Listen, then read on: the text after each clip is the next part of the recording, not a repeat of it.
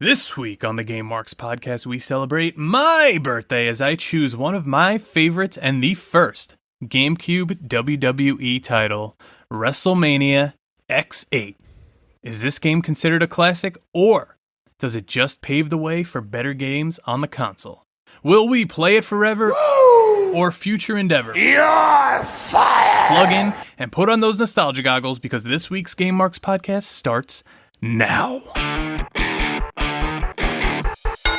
And now, the Game Marks!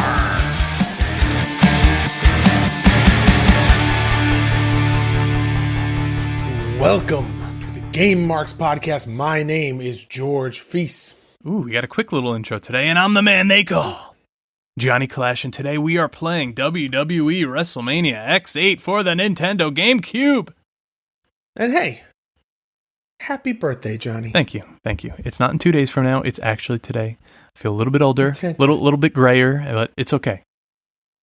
But you know what? For as long as we do this podcast and for the rest of our lives, Johnny, I will always be older than you, so you will always be the young one of this group. All right, I'm the runt. And as always, guys, we love to hear from you. So please leave us a review on Apple Podcasts and make sure to subscribe and rate this podcast wherever you choose to listen. And always join in on the conversation on all forms of social media at Game Marks Pod. Now, last week, my birthday episode. How was your birthday? I definitely feel older. I am just getting back now from a camping trip. I'm sure that I had a blast. As we are recording this, I am leaving in 5 hours to go. And yeah, so I'm sure that I drank a lot and had a banger of a time camping. Sometimes it's good to just kind of unplug for your birthday. That's what I'm doing this year. Just kind of getting away from all the craziness and yeah. Yeah, that's all you gotta do. Last week we played SmackDown 2, Know Your Role, and we both played it forever. And It was a no-brainer. I was gonna say, this is usually the part where we're like, "Oh, you're gonna stick with it, or you're gonna keep doing that?" Blah blah blah blah blah. We both know, yes. No, there's no way. I actually want to play this game even more now, and I watched our clash at the feast, and it just gave me the itch. So I'm probably gonna not return this PlayStation to my parents' house and shove it in the basement. I'm probably gonna end up pulling out the 19 cords and AV cables and whatever switch boxes that you need for the TV, and I'm probably gonna play this game like this week again. But guys, there's only about 2 more weeks of our free giveaway. You could win a WWE Steel Cage Challenge plug and play until November 1st by just leaving us an Apple Podcast review telling us that you did it. Just take a screenshot of the star rating or of the comment and send it to us at GameMarksPod on social media. You're automatically entered to win. We have some great comments already. Guys, keep it going. Let's grow this podcast and win a free plug and play. And yeah, I last week we said that we were going to announce the pod intro contest winner, and while there were many great submissions, and we will definitely be using everyone's submission for something else, whether it's a Twitch intro, a bonus episode intro, YouTube intro, everyone will have their place. But the official winner for the opening of the podcast intro is... You want a drum roll? That, first of all, is the saddest, as a drummer, is the saddest drum roll I've ever heard in my entire life. But the winner is John Lombardi. Hey, congrats. What, just great energy, great, just all around presence. The audio quality was great. Just awesome. So be sure to listen next week, as John Lombardi will be the voice of the opening for the Game Marks podcast. But everyone, we really appreciate the entries, and everyone did really great. This was a very hard contest to judge, but John Lombardi, congrats. George, did you see what I purchased this week? I did. You kept me informed the entire journey, and I'm very, very excited about it. Now, why don't you let everyone else know what you bought? So, I bought a WWE 2K18 Seen Enough version, not the entire package, because, to be honest, the figure sucks, and I don't need autographed cards or whatever else it came with. I bought the plaque that comes with it. It's a John Cena picture of him and Charles Robinson where he's holding the WWE title, and it has an actual piece of the ring canvas from the 2017 Royal Rumble. So it's just another cool video game collectible item that I like to have in my collection, just like the Japanese WWE Raw set for Xbox. So yeah, just something a little cool I bought. Now, you know what? You talked about not having a big interest in the signed card, so that kind of sparked a memory of mine that I was thinking that I might want to do here and kind of shoot my shot without really telling you that I was going to do this. So here it goes. This is my official challenge.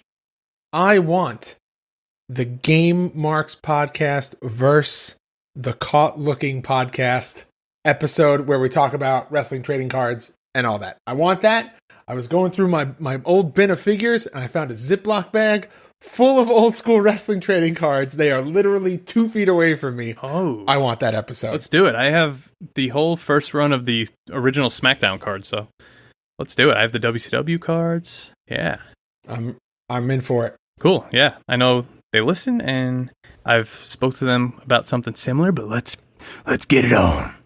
And you know what? Honestly, I feel like when we first started this podcast, they were always interacting with us. There was a lot of going back and forth on Twitter. And then they started their podcast and, you know, now they're busy doing their thing and we haven't really talked to them in a while. And I miss them. And I think that this is the greatest way to have that interaction again, to do an episode.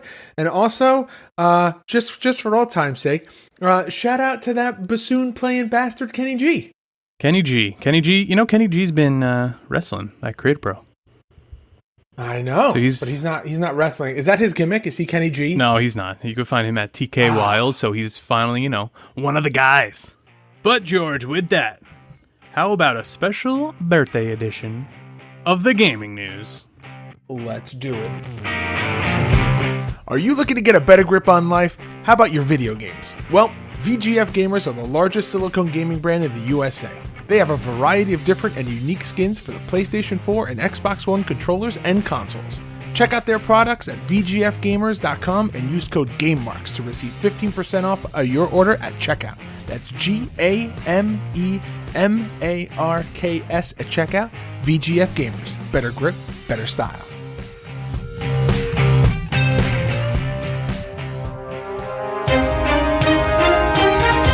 Last week, reports surfaced about a possible overheating problem for the Xbox Series X. Microsoft addressed these reports, reassuring the fans that they have nothing to worry about and that the console's output is similar to the heat of the Xbox One X, which hasn't had any serious overheating problems. Not only this, Microsoft ensures the console will remain quiet during the entire gaming process. Speaking of Microsoft, GameStop and Microsoft have announced a new multi-year partnership. As a result of the partnership, GameStop locations will modernize their current equipment with additions such as Microsoft Surface tablets and Dynamics 365 in order to better serve customers quickly and efficiently.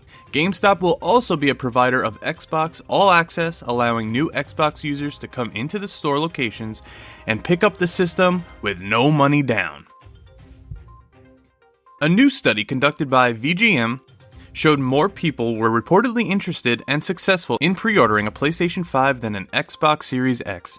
Among those surveyed, PlayStation 5 accounted for 72% of the pre-orders from those who were able to successfully pre-order a console at the time, while Xbox Series X accounted for 30% of the pre-orders. Those numbers suggest that some of the people surveyed bought more than one console, though a significant portion of people were also unable to purchase a console at all during the pre-order period. And that's all the gaming news we have this week. Check back next week. All right, so, you know, every week we talk about gaming news, every week we try to touch on like the buzz topics and like what's hot and new in gaming. So I guess this is the theme of this week, where I'm just going to not tell you things and I'm just going to spring random questions on you because Okay. I don't know. I feel like this is making it fun and we're keeping you on your toes.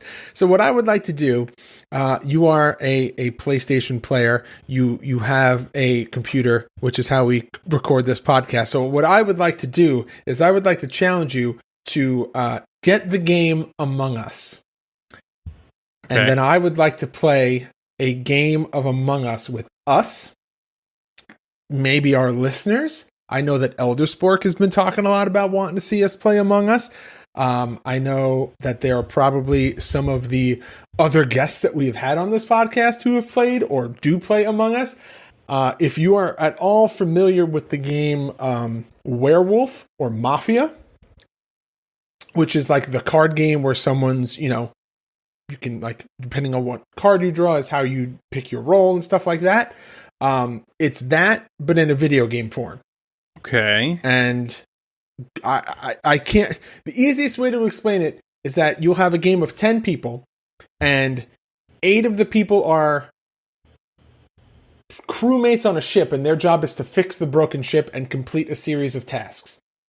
The other 2 people are imposters and their job is to murder the other people on the ship before they can complete their tasks or get found out. At the end... Oh, so like Werewolf the card game. I just said it's like Werewolf. No, but it didn't click with me. I was thinking like the video, like there actual was werewolves, a video game or something. I didn't know that. Like I have One Night Werewolf. Is that what you're talking about? Yeah, I was gonna say it's. Oh, I didn't know it was like that widespread that people knew that game. But like a video game. Yeah, right, that's well, cool. I only know that game because of Smart Mark Sterling. Oh, I didn't even know he played. I love that game. I have it right next to me.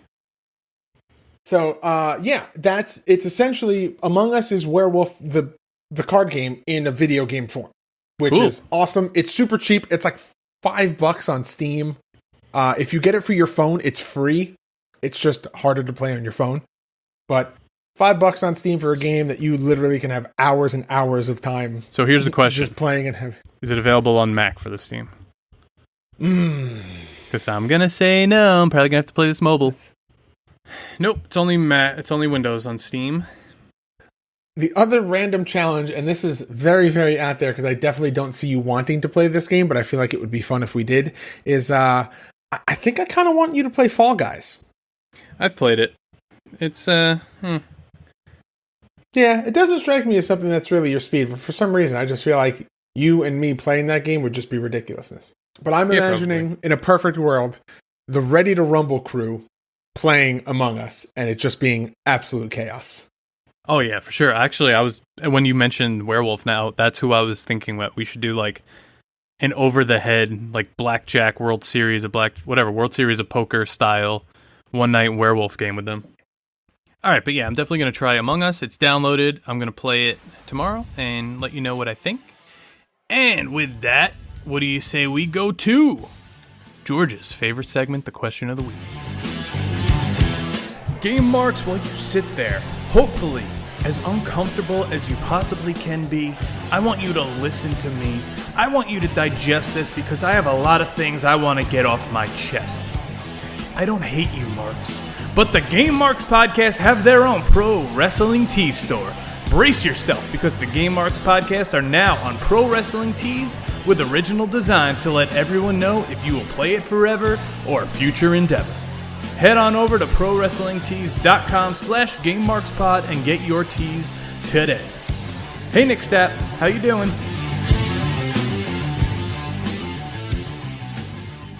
All right, so the question of the week is a weekly segment. We go back and forth and ask each other questions. Last week, it was Johnny's turn to ask the question, and he asked me, what was the one biggest birthday letdown that I received as a gift? And I said it was Warzone. Johnny, your answer? The Power Rangers movies, Zords, because they broke very quickly. Yes, the not dragon one, the ape one. Yes, I remember. And then of course, could you just refresh my memory from last week? What is the gold the Green Ranger have around his neck? Gold bib. Gold bib. Got it. Yep. Yes. Okay. So some other responses were, Willis Ballin said, the Rumble robots. You remember those? You had to swipe the card and they would learn new moves and you would battle? I do. Yeah, me and my sister had those. What was that game? We talked about it. What was the little handheld thing? It was like the handheld multiplayer game. We talked about it a couple episodes ago. It was like you're not really explaining it well here. It was almost like a cell phone with video games before cell phones were a thing. It almost looked like a Cyberco. That's what it was. That was a huge freaking letdown. Yeah, that wasn't, it had that sick. That wasn't Doom birthday. game That was Christmas. Someone else, Ashes in the Snow _ says they were excited when their grandma ordered this for them from the JCPenney catalog, and when they got the ring was so tiny and the figures barely fit, and he is referring to the original San Francisco Toy Makers WCW Nitro ring. I agree. Very small for gigantic figures. Oh, yeah. Then on Instagram, responding to our story, someone said Furby was so creepy. I agree. We used to have to put my sisters in the hamper at night so it would stop talking. Oh. And our good friends at Space Zamboni said Rob 2.0, which was kind of like that handheld robot. Like, you could shoot missiles and stuff. The original Nintendo. No, so Rob is the original Nintendo robot. But that is not the one they're referring to, because I asked them and they sent me a picture of it. I believe it's actually called is it Rad or Rob? Rad. I believe it's Rad, but it's Rad. Pretty much the Rob 2.0. That thing sucked. Oh, yeah, I see it now. Oh, I remember this thing. Yeah, this thing was not great.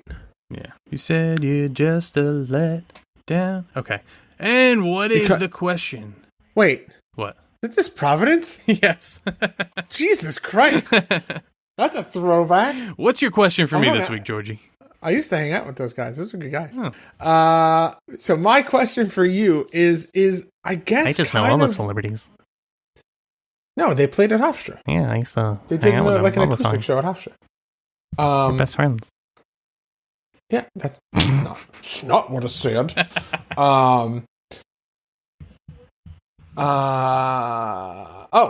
So my question for you this week is I really don't know where it came from, but it just kind of popped into my head, and I feel like we've talked about this topic once, but we never really deep dived into it.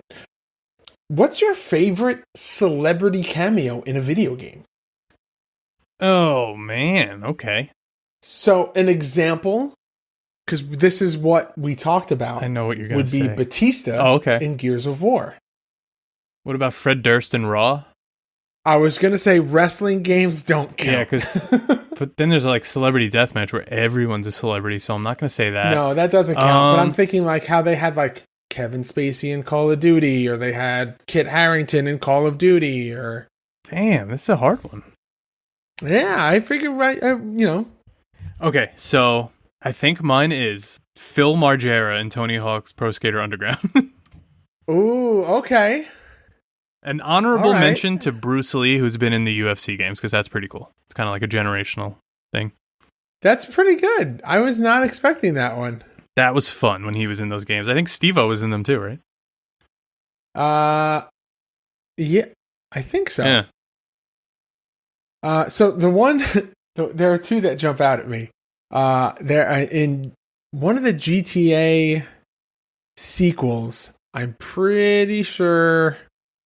I want to say it's Vice City Stories or something like that. Phil Collins is in it, and he's behind the drum set. I always thought that was funny. But the main one that stood out to me, did you ever hear of the game Postal 2? Yes. Okay, Gary Coleman's in Postal 2.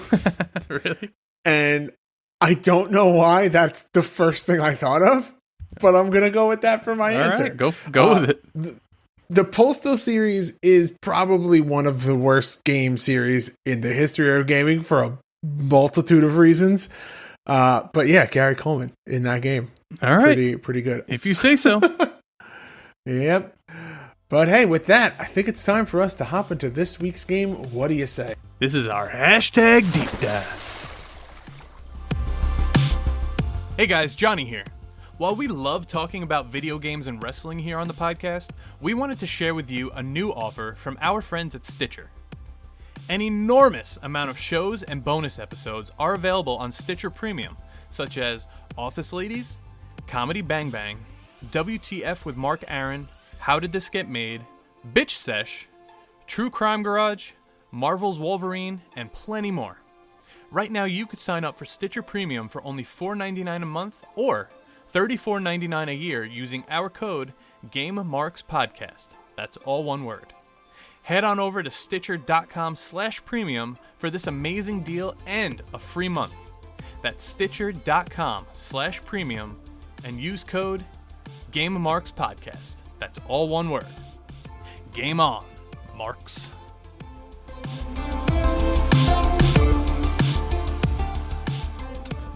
All right, so WWE WrestleMania 18 released June 9th, 2002 for the Nintendo GameCube, published by our favorites, THQ, and developed by Ukes. Now, this game is released only 4 months after WWF Raw for the Xbox, which you can find in our archives, and 4 months before WWE SmackDown Shut Your Mouth, which, that's definitely still on the list. We'll see when that one pops up. Now, this was also the first WWE game released for the Nintendo GameCube, and the GameCube actually was released November 18th, 2001.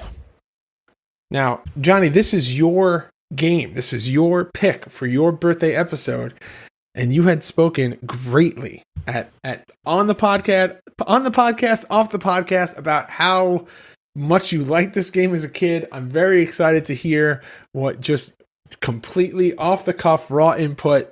Let's hear what you think about this game. Okay, first of all, let's tone it down. This is not the greatest game ever made.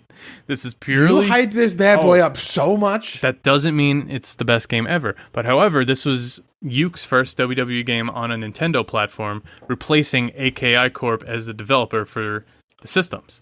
So it has the feel that you're familiar with, that kind of No Mercy WrestleMania 2000 revenge feel already.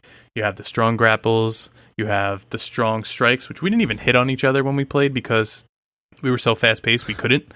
The way that... We'll get to talking to the actual gameplay, but it was just very familiar. And obviously it was the prequel to, I think one of at least my top 3 favorite wrestling games ever, WrestleMania 19 on the GameCube for 2003. So this whole series was just awesome. And we already played Day of Reckoning. So this was like the start of the GameCube generation of wrestling games. And there's only 4 for WWE. Damn. 5 if you include Crush Hour. I guess we have to count Crush Hour. Yeah, I guess. Can we make that a rule that we're going to play that this year? Yeah, we have to play that. Is that a year 2 game, Crush Hour? Yeah, we have to play that. But have you ever seen the GameCube keyboard? It's a Japanese import. I mean, hearing the words GameCube keyboard makes me feel like I've definitely seen it before, but actually looking at it on Google makes me know that I have actually never seen this before and wish that I could remove it from my memory. So stupid. So here's my thought. The PlayStation 3, I think, had the keyboard that plugged into the little jack on the bottom. So it was like a little, kind of like a cell phone keyboard. So it was smaller. Did you ever try to type on that thing? No, never had it. Never wanted it. It's horrible. But here's the thing. Like what I do literally as I'm looking at my PlayStation 4, you could just plug a keyboard into the USB slot, but GameCube didn't have USB slots. So this was their answer.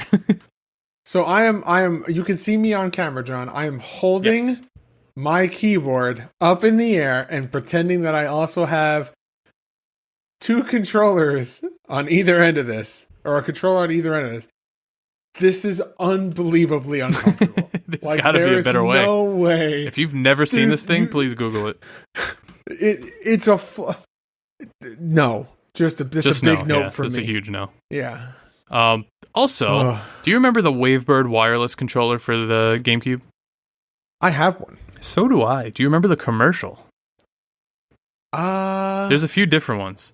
So the first one, it's actually a kid at dinner and he's just staring into space.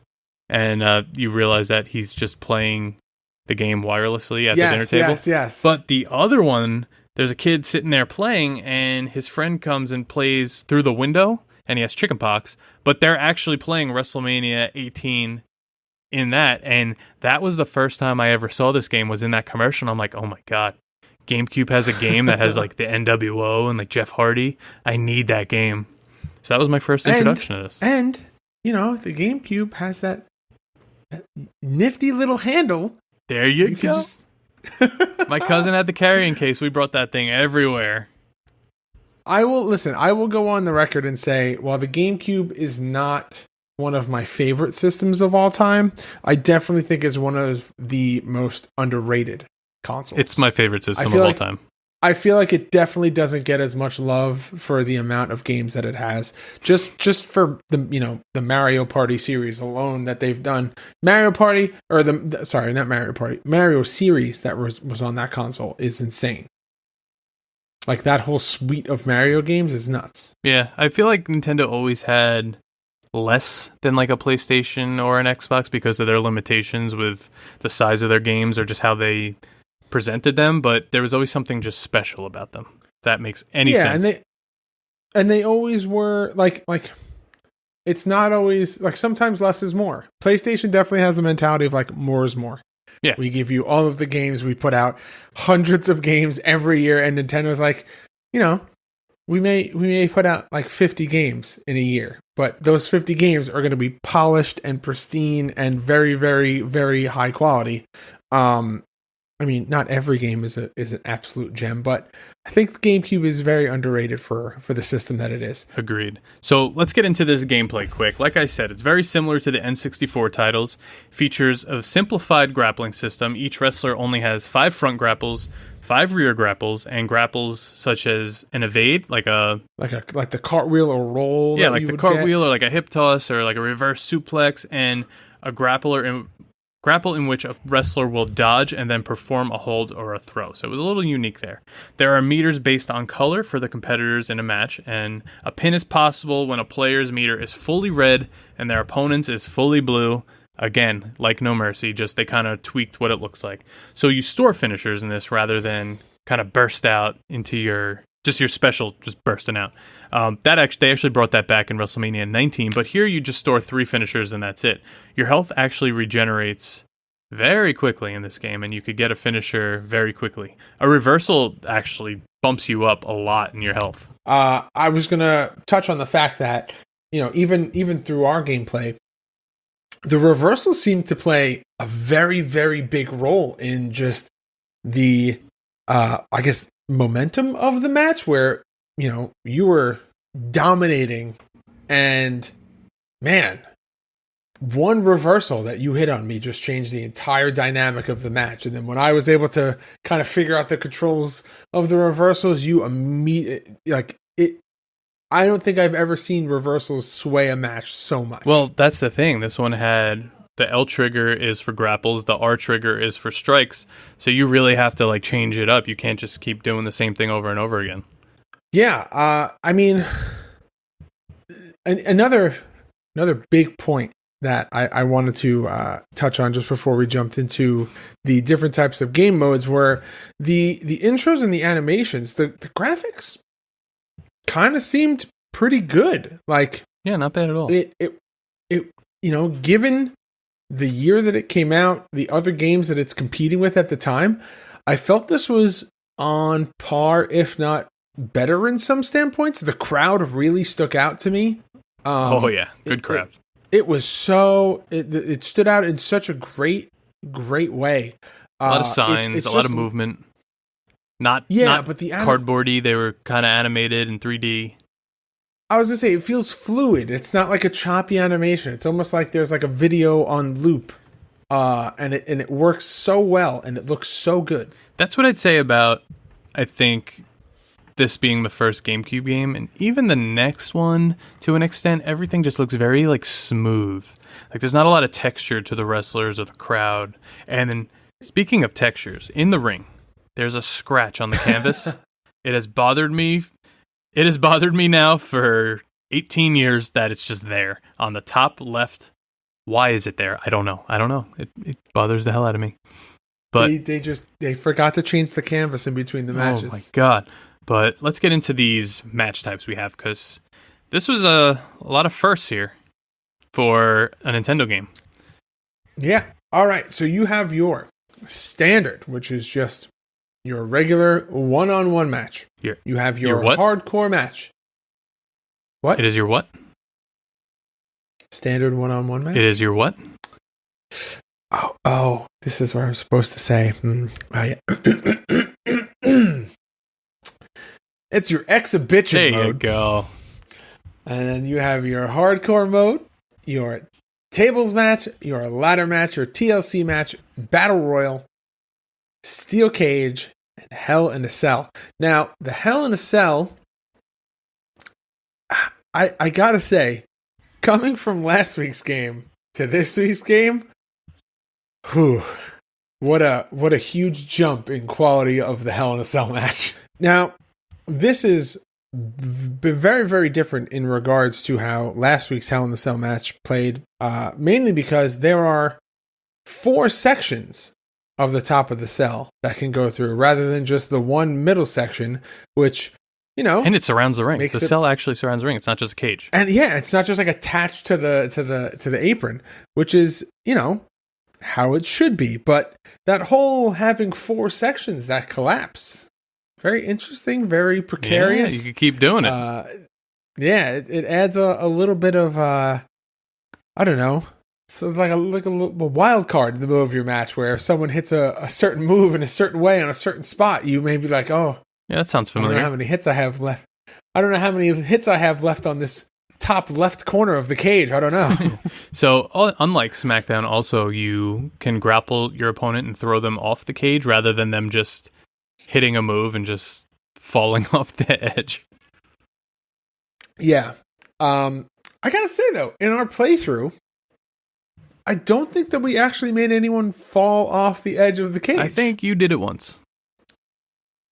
Oh, yeah. Yeah, you're right. I did. But steel cages in video games, I hate them. I'm just going to say I hate them. I don't, like Hell in a Cell, great. I'll play them all day. But an actual steel cage match, like a classic steel cage match, I hate them. I will turn pinfall on every time. I don't want to climb out of a cage. It's so stupid. It's so slow. Some of them, I feel like they change every game on how to actually exit the cage.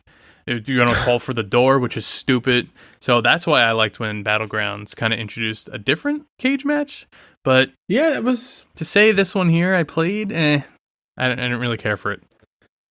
Yeah, I mean, I'm kind of in that same boat where, you know, a regular cage match has never been my favorite type of game mode in any game. Mainly just because usually the AI in those games are just like, they're not focused on having the match. Like their only thing is like, I got to get out of the cage. So they'll do like hip toss, got to climb the cage. Snapmare, got to climb the cage. Scoop slam, got to climb the cage. And it's just, you lose, like you're totally taken out of the element of like, okay, I'm supposed to be having a wrestling match. This is how it's supposed to go. These are the things that I'm supposed to be doing. Well, let's finish this up. We also have Iron Man match, and the number of participants in the matches can be chosen, including a singles, tag, handicap, triple threat, fatal 4-way, battle royal, and Royal Rumble. So you could have up to 4 people. If you want that little Wavebird wireless control, you could use that. But I want to talk about like the on-screen visuals, because in the later games, you actually get, like, it says wiggle the joystick to get out of a move. It says when to do the block to evade the move. It says this is how you get out of the cage. Here's your meter. There's no meters in this game. It's kind of all just, you have to feel it out. TLC match. There's no mini game. I literally climbed the ladder and I reached up. Oh boy. You have to time it properly, but you could win the match within the first minute if you really want. I was going to say in seconds, like. And the same goes for a table. You could accidentally go through a table. You could put someone through a table within 30 seconds.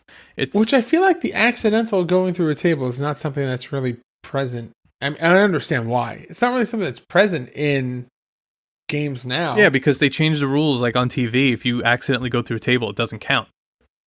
Yeah. And, you know, we have to be really realistic now. Every wrestling game has to hear every fart in the arena.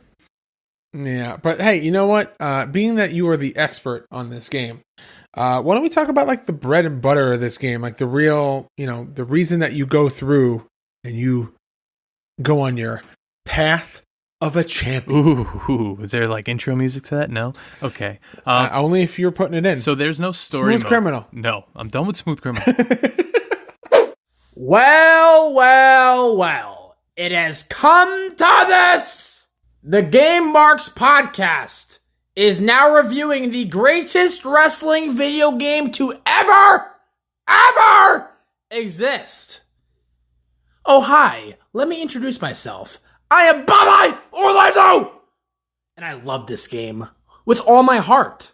And so does Bobby Jr., but he didn't grow up playing it like I did. No. I grew up playing this video game on my Gamecube. Oh, the AC just went on in the background as I'm talking. But yeah, anyways, yo, listen. I love this game so much. I used to play it all the time on my GameCube. One of my favorite matches to play was the Hell in a Cell. The Hell in a Cell was awesome because you could bust through the cage and climb up on top of it, and you could like do a move off the top through the cage. Me and the people I played with all the time, we would just try and get each other on top of the cage and do the move through the cell. But it was always a bitch to do because you had to like press certain buttons to climb the cage. Your player would never do it. Speak of which, I would always play Shane McMahon. That was my guy. Always play as him. Yeah, great game. Great nostalgia. And yeah, also the Path of a Champion mode was freaking sweet. I would always play for the hardcore title because, hardcore for life. I'm holding up 4 fingers, but you can't see it because this is audio. But yeah, thank you to George Clash, for letting me speak my mind on the greatest game of all time. There's no story mode, there's no career, no season in this game. It just goes straight to Path of a Champion, which is your generic, just beat 10 wrestlers and win a title. So it's not that entertaining because it's a little repetitive after a while. If you want, check out our YouTube channel, youtube.com/GameMarksPodcast, where I play through the hardcore title as Jeff Hardy. And yeah, you literally just work your way up to the top. And when you win, it says, like, congrats, you're the champion. That's really it. But you can go for the WWE World Championship, the Intercontinental, European, Light Heavyweight, Hardcore, and World Tag Team. Do you remember the Light Heavyweight Championship? Damn. Oh, man. That thing was ugly. Michinoku all day. That thing was ugly. Oh, you know what? That's another question I would like to ask. Who is the first person that you think of when you hear Light Heavyweight Championship? Because only 2 people jumped into my Gilbert. head. Oh, see, I went Jamie Noble and Taka Michinoku. See, I think of the Cruiserweight when I think of Jamie Noble. Yeah, okay. That was a nice belt. The Okay. old Cruiserweight belt? Yeah, okay. Don't We you have digress. that? No, I have the WCW Cruiserweight belt. Oh, okay. Anyway, your arenas here are Raw, SmackDown, the unlockable SmackDown Classic with the blue rings, Royal Rumble 2001, WrestleMania 17, WrestleMania 18, SummerSlam 2001, Survivor Series 2001, and Royal Rumble 2002. Now, those are all great, but I got to tell you, They look that nice. SmackDown, what did you say? They all look nice. They do. I don't think there's a bad looking arena in this game, but that SmackDown Giant Fist Oh, yeah. is, if that's in a game, I play it every time. It looks like it's made out of There's clay, but just- that's fine. Oh, it's fine. It is the most stupidly nostalgic arena that I will ever play. And if it is available, I will play it every time. But with talking about the arenas, I mean, we got to talk about the people that are in the arenas and the people that are putting on the match. So I thought that I would give you the week off, being that it is your birthday. Okay. And I would read through the roster. Thank this you. week. Now, this roster is pretty expansive, mainly for the reason that by this point, the Invasion storyline is over, and WWE has taken control of ECW and WCW. So keeping that in The mind. remaining stragglers of each company. So keeping that in mind, with the little asterisk that Johnny Clash just put onto it. Your roster includes Albert, Rikishi, Scotty 2 Hotty, Lance Storm, Test, Rob Van Dam, William Regal, Christian, Kurt Angle, Kane, The Undertaker, Ric Flair, Edge, Booker T, Stone Cold Steve Austin, Scott Hall, Kevin Nash, Farouk, Bradshaw, Bubba Ray Dudley, Devon Dudley, Matt Hardy, Jeff Hardy, The Rock, Hollywood Hogan, Triple H, Chris Jericho, Vince McMahon, Shane McMahon, Rhino, Raven, Chris Benoit, The Big Show, Tajiri, and Taz. Now, your divas for this game are Lita, Stephanie McMahon, Trish Stratus, Stacy Keibler, Molly Holly, Jacqueline. Now, and then your NPCs for this game are Jerry the King Lawler, Jim Ross, and Johnny Clash's favorite beat-up buddy, Earl Hebner. Listen, his bald head gets in the way, and like if there's a ladder in front of him, I'm gonna whack him with the ladder. Now, there were 2 wrestlers that were also removed from this roster, and that is DDP and Tommy Dreamer. Now, I don't know about you. I can never get enough of DDP in video games. Either Tommy Dreamer too. Like I think back, like, oh wow, I wonder what they would have looked like. Like what would their character models look like in this game? Because is this I Like Me DDP? It should be like towards the end of that run, yeah. Or is this Stalking Undertaker DDP? No, this is after that because this is 2002. So we're moving towards like Ruthless Aggression. Oh yeah, here. we're past. Yeah, I don't know if I want that DDP then. It's still DDP.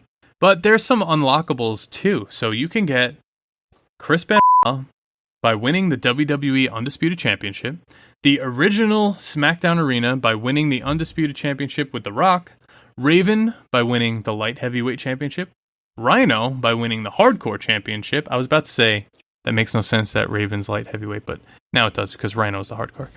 Ric Flair by winning the European Championship. Oh yeah, most notable European champion ever, Ric Flair. Oh, of all time. When you think of Ric Flair, you think of the European Championship.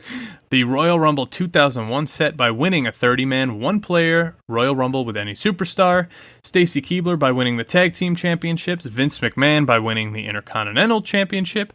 The WrestleMania X8 arena in exhibition by using all arenas in exhibition by using all the arenas at least once.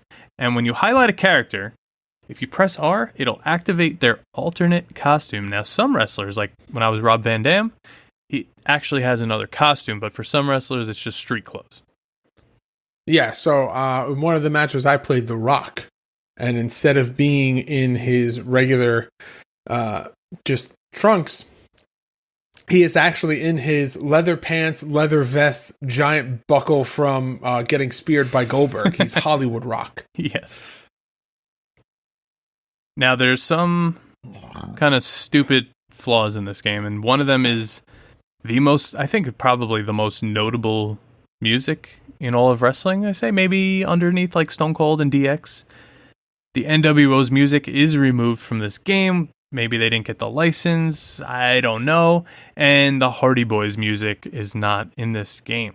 But Rollin' is. Undertaker has Rollin'. No Fred Durst, though. Yeah, that's very interesting. I want to say that WWE kind of like licensed out the Hardy Boys song, if that makes sense, because...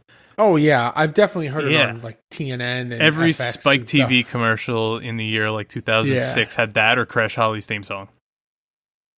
And so, yeah, I don't know. There's something weird with those two songs that they just weren't in the game. And, those are the two that little Johnny Clash looked forward to the most. So that kind of sucked. Yeah, you strike me as an NWO and a Hardy Boys fan. I think when I got this game and I put it in the GameCube, I selected like Kevin Nash or something first just to hear it. And I was like, wait a minute. Do they not have anyone's like real songs in this game?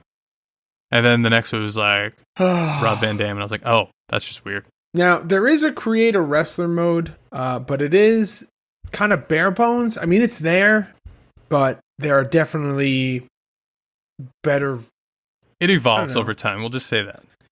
It's not bad, but it evolves. It's not SmackDown 1, but it's definitely not what you would expect. Now, this is something that is kind of interesting, kind of confusing to me. In doing research for this, there are apparently 3 different covers for this game. And in my head, I would think, you would see like maybe a different cover for like a greatest hits or something. But apparently, our very own Johnny Clash is the expert on this matter. So, the expert. Whenever you're ready, sir, take it away. All right, so first is the traditional cover that we know. It's Stone Cold Steve Austin, Rob Van Dam, Hulk Hogan. Weirdly enough, no NWO logo on Hogan anywhere. It's just kind of bare bones. They're grayed out. We got the big WrestleMania X8 logo, but up top it just says World Wrestling Federation, because this was around the time of the lawsuit with the World Wildlife Fund, so they didn't put the logo. But now it was released with the WWE logo up top. That's the version I have. Now, later on, Stone Cold was replaced by The Rock on the cover, because that's when Stone Cold walked out of the company. So after the game's release, they released another alternate cover with The Rock on it in Austin's spot. Very interesting. It's very cool to see multiple covers of a game. So I'm looking at the back cover. I want you to go through this back cover, but something just hit me. Looking up at the top, memory card, it says use 12 blocks. Do you remember this? Yeah, so that's actually something. God. So usually this is not something that's like at the forefront of. It's not usually like the first thing that you'll see in like a top left corner. Usually, like at least for PlayStation games, this is something that's usually down towards the bottom. This was not something that was ever like, just front and center. Just the fact that that was a thing. I forgot that was a thing. That set me up for a lifetime of like not having hard drive space on a console. I would say enough space on your PlayStation.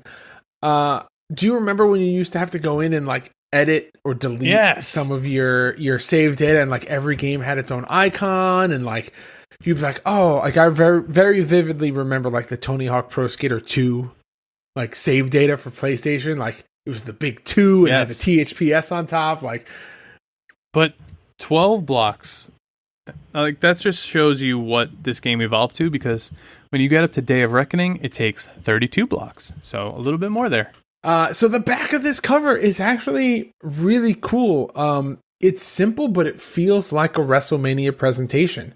It says World Wrestling Entertainment presents the Showcase of the Immortals, which I do not think is something that they say anymore. No, I don't think so. They should. I don't think. I think they have officially retired the granddaddy of them all, and I think they retired the Showcase of the Immortals. But they retired crowds for WrestleMania too. So. Yes, they did. They also retired crowds. So you see a picture of Hulk Hogan on your left, and it says all new superstars. Front and center, you have The Rock and Stone Cold, where it appears that Stone Cold has hit that Luthez press.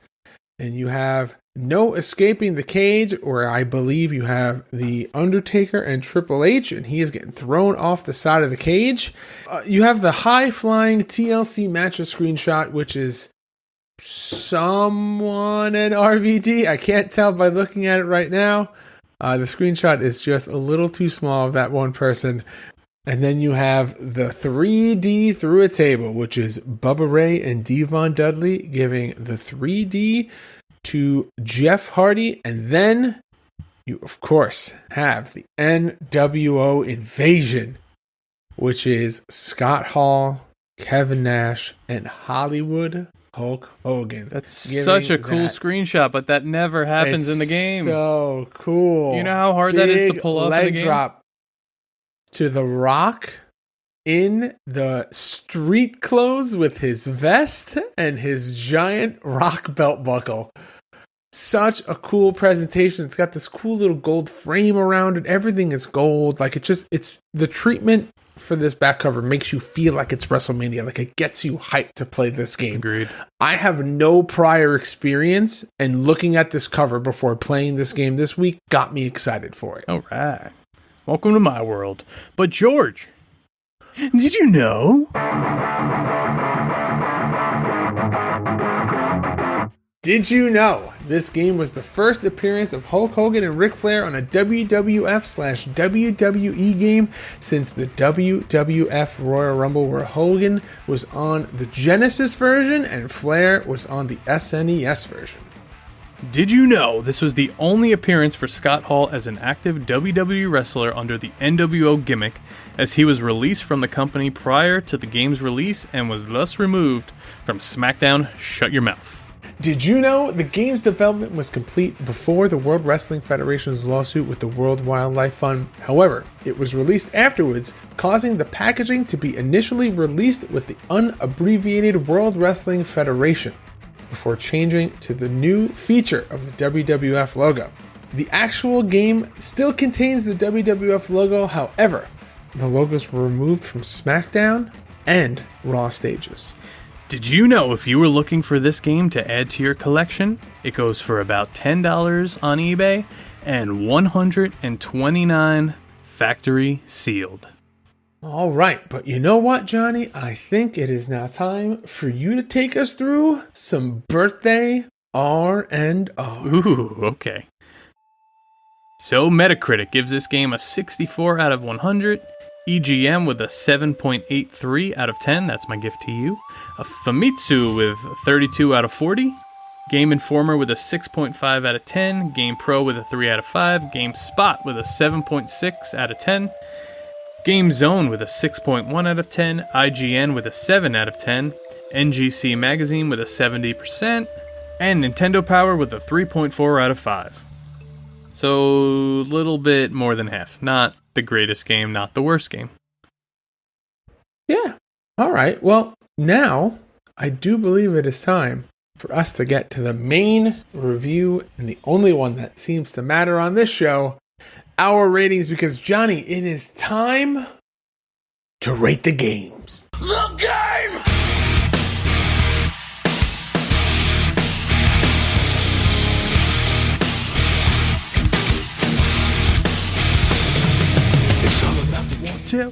The song. Oh, wrong one. George Feis.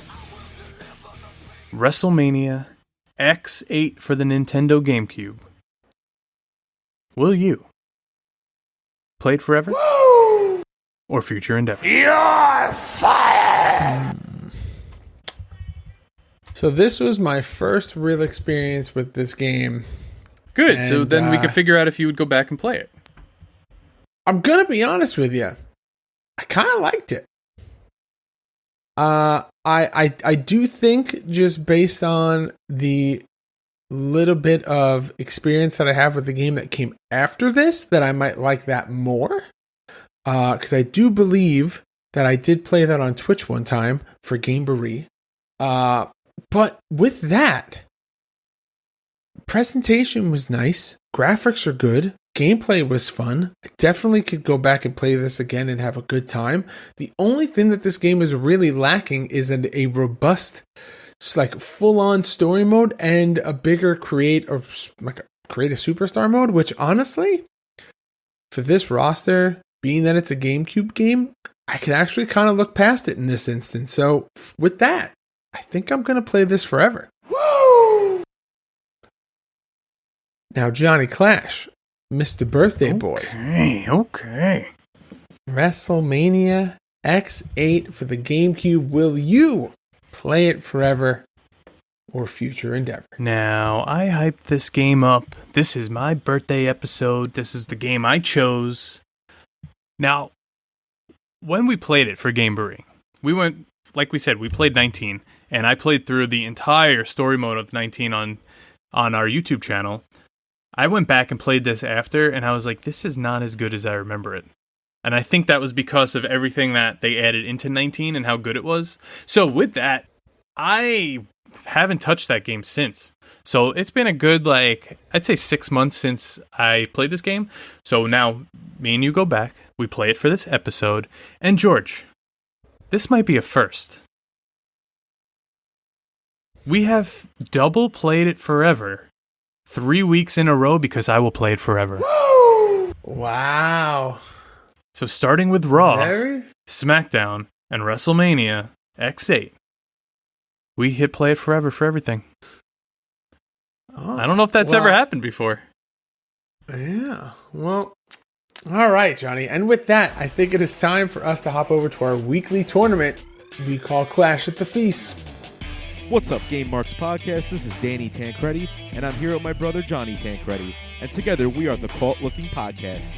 Each week we bring to you the latest news and reviews on all things baseball collectibles. From baseball cards and memorabilia to bobbleheads and stadium giveaways, each episode will discuss the newest products to hit the shelves of your local card store and your favorite ballparks around the country. Be sure to be following us on Instagram at the Cult Looking Podcast and on Twitter at CultLookingBB. New episodes drop every Friday, so be sure to tune in wherever great podcasts like this one are available. The Cult Looking Podcast. Don't get caught looking, start collecting.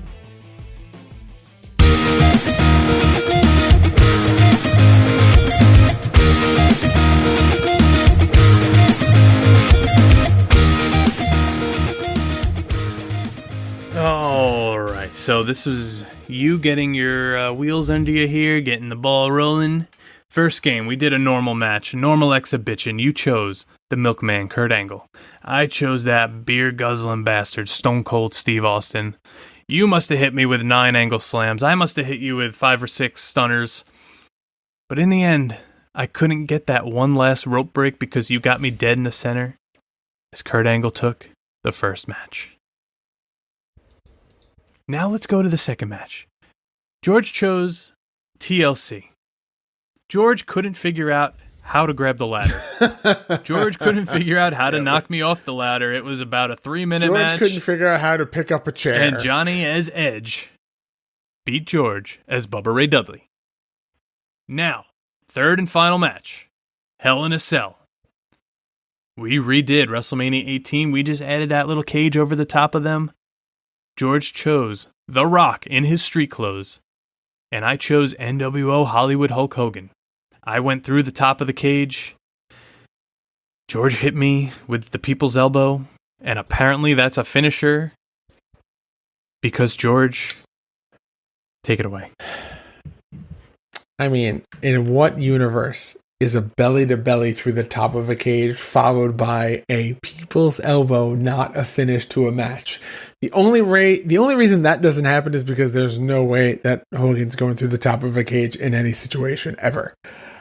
But your winner for this week and the first week of October. Nope, that was last week. Shit, the second week of October. Just because I didn't do it at the beginning, I'm going to do it now. You're reigning. Oh, God. Defending. Clash at the Feast champion. Johnny, I know the people at home can't see this because they just listen to the audio. But do you see that? See that belt behind me? How do you know they're at home? Hey, see that? You see that? See that belt behind me? That's the Clash at the Feast championship. Because my name is George Feis. I am Mr. Play It Forever. And I am this week's champion of Clash at the Feast. Play my music. So all my girls in the club say home, 'cause you know just how I do. Yeah. To say one, two, if you wait. See, I had to change it because I had a feeling that people would get bored of hearing Oh, the yeah, same yeah, music yeah, every definitely. week. So, Yeah. I'm glad that I changed the music. Did you change the music? Yeah, I changed my music from last year to this year. Oh, okay. That'd be a shame if I edited something else in there, but it's okay. You know what was funny? We were on top of the Hell in a Cell. You kept trying to put me through. You had all these grapple moves, and I, as Hogan, I would reverse you, and I would just put you in a headlock. It was so bad. Definitely the wrong character selection on my part there, so that's my mess up. But I mean, just whatever. We both picked people that couldn't do finishes on the top of the cage, so we both were not ready for this. No, but George. But I got a little surprise for you next week. Ooh, surprise! A little bit of a surprise. I actually want you to Google. I am this game right now. So next week on the podcast, we are playing Shin Nihon Pro Wrestling Tokan Retsuden. Now this is a PlayStation 1 game for the play. This is a Japanese PlayStation 1 game. This game is pretty much in line and a part of the AKI THQ series of games. Cool. I like it. It looks like a fun game. Now I got to practice. Yeah. But yeah, very excited. This is a little bit different. This is I believe this is our third venture into the world of New Japan. I know we did We've had a few. We did the two Battlefield and Tokyo Dome, but I do believe this is our first 3D adventure into the world of New Japan Pro Wrestling. I'm very excited. Something a little different, but something I definitely think that we're going to have fun with next week. But so one more comment before we go. Yeah. We've mentioned Road to WrestleMania, Survivor Series for the Game Boy Advance. This game also, WrestleMania X8, did have a Game Boy port that wasn't directly related, but they had Road to WrestleMania X8. So one day we will also be playing that. But with that, I'm tired. Take us home, Georgie. All right. I got to be up in literally 5 hours to go drive. So that's going to do it for us this week on the Game Marks podcast. Please check out our Pro Wrestling Tees store at prowrestlingtees.com/GameMarksPod. It is currently the best way besides listening to support the podcast. And be sure to follow us on all forms of social media at GameMarksPod. Leave us a review and a rating on Apple Podcasts and subscribe to wherever great podcasts can be found. Johnny, I mean this from the bottom of my heart. I hope you have a great birthday. I hope you do whatever you desire. Is this 2 birthdays that we were doing this podcast? Yeah. It's nuts. Who would have thought? Who knew? Who thunk it? We plan this out pretty good. Yeah. Back-to-back birthday episodes every year that we do this podcast. Pretty good. Good. All right. Thanks for hanging out with us this week. Wear your mask. Wash your hands. Be safe. And, yeah. Happy birthday, Johnny. Say goodbye. Game over.